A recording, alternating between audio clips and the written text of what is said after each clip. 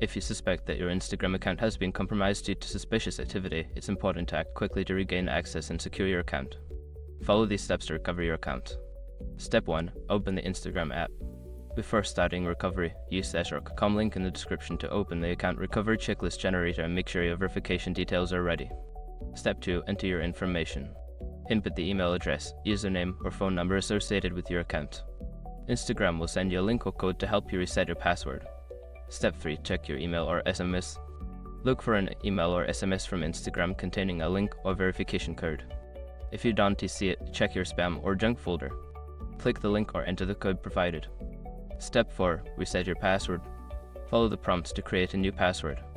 Make sure to choose a strong password that you haven't used before. This will help secure your account against future unauthorized access. Step 5. Enable two-factor authentication. Once you regain access, go to your account settings and enable two-factor authentication. This adds an extra layer of security by requiring a code sent to your phone in addition to your password when logging in. By following these steps, you can regain access to your Instagram account and enhance its security to prevent future issues.